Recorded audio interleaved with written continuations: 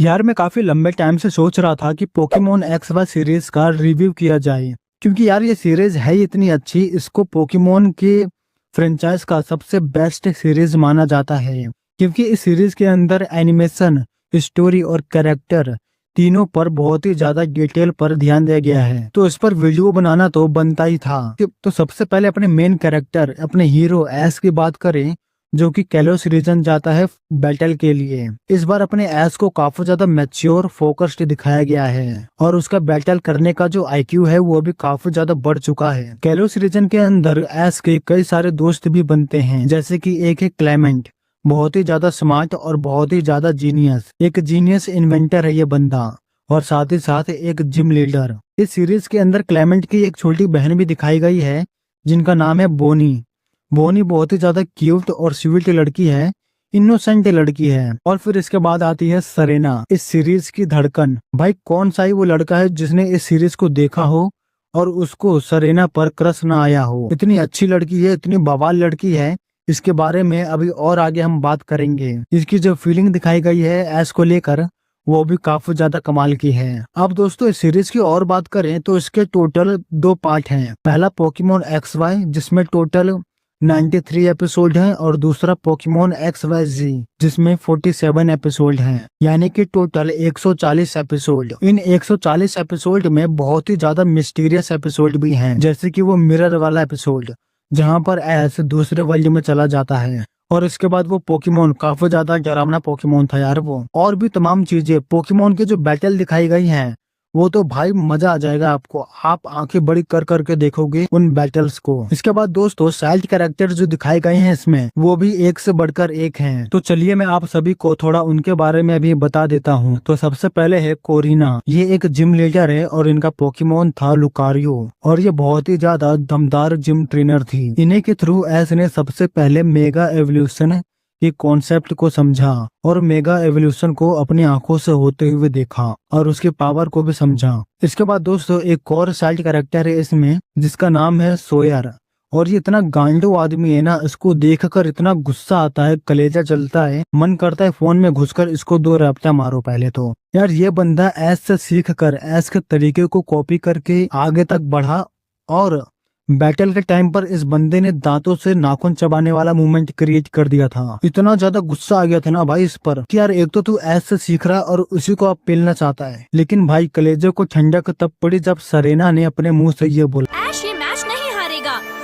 जिस ऐश को हम जानते हैं उसकी नकल कोई भी नहीं कर सकता। या मजा ही आ गया ये बात सुनकर। तो एक और आदमी है, ये मोटू, ये हेलवाई।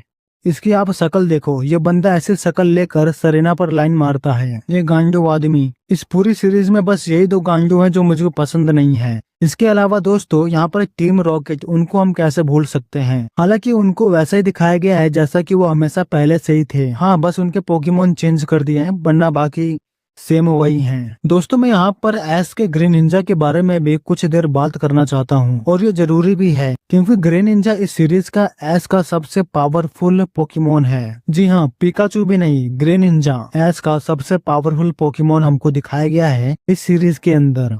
ग्रीन निंजा जो कि पहले फ्रॉगी था, बाद में ग्रीन निंजा बना, और ग्रीन निंजा बनने के बाद हमको बॉन्ड एवोल्यूशन देखने को मिलता है पोकेमोन एक्स वाई जी सीरीज के अंदर। बॉन्ड एवोल्यूशन मेगा एवोल्यूशन की तरह ही है, बस फर्क इतना है कि जहाँ मेगा एवोल्यूशन स्टोन की मदद से होता है, तो वहीं बॉन्ड एवोल्यूशन बॉन्ड बनाने के बाद होता है। और ये जो बॉन्ड एवोल्यूशन है, ये पूरी दुनिया में सिर्फ अपना हीरो ही कर सकता है, और ऐश का ग्रीन निंजा खुद में ही इसमें एक स्पेशल पोकेमोन होता है। अब दोस्तों अगर मैं बात करूं फाइनल बैटल की, अलान की, जो कि दोस्तों बहुत ही ज्यादा सीरियस और स्ट्रॉन्ग बंदा होता है, जिनको सिर्फ पावर से मतलब है, जीतने से मतलब है, और उसका सबसे पावरफुल वेपन है उसका मेगा चार्जार्ड। भाई साहब ऑरा फार्मिंग करने के मामले में मेगा चार्जार्ड कोई भी कसर नहीं छोड़ता है, कोई भी नहीं। बड़े से बड़े पोकेमोन को भी उठा उठा कर पटकता है ये बंदा। फाइनल बैटल के अंदर हमको ग्रीन निंजा और मेगा चार्जार्ड, इन दोनों का फाइट देखने को मिलता है, जो कि काफी ज्यादा दमदार होती है। लेकिन एंड में दोस्तों हमारा ऐश हार जाता है, क्योंकि भाई आगे भी तो कहानी बढ़ानी है ना, ऐश को जिता नहीं सकते यहाँ पर। फिर और दोस्तों अगर आप ये सोच रहे हो कि ऐश के हार जाने के बाद शो खत्म, तो बिल्कुल भी नहीं। भी इसके बाद तो भाई असली चीज आती है यहाँ पर सीरीज के अंदर, और वो जब आप देखोगे ना भाई साहब मजा आ जाएगा आपको। पूरे पोकेमोन फ्रेंचाइज में ऐसा चीज आपको कहीं भी देखने को नहीं मिलेगा। क्या दमदार फाइट थी भाई वो, मतलब यार पॉपकॉर्न चबाकर देखने वाला एपिसोड था वो। क्या सभी जिम लीडर एक तरफ आ जाते हैं उनसे मॉन्स्टर को रोकने के लिए। मजा आ गया भाई, जरूर देखना। फिर जब सब कुछ ठीक हो जाता है तो हमको कई सारे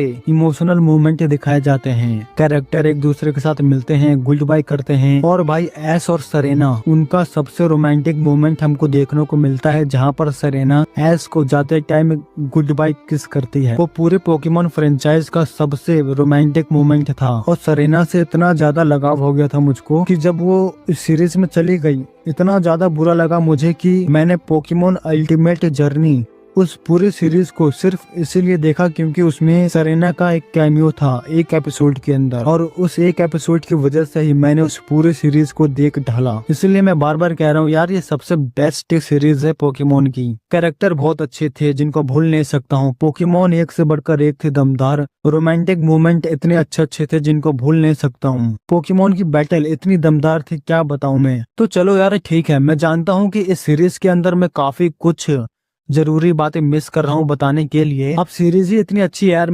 अगर मैं पूरा दिन भी एक 24 घंटे का वीडियो बना दूं ना इस पर, तब भी बहुत कुछ रह जाएगा बताने के लिए। तो वीडियो को यहीं पर एंड कर देते हैं। नहीं देखा आपने, जरूर देखिए। अगर आप बचपन से ही पोकेमोन के फैन रहे हो तो कमेंट में पोकेमोन और हार्ट का इमोजी दे देना, मैं समझ जाऊंगा।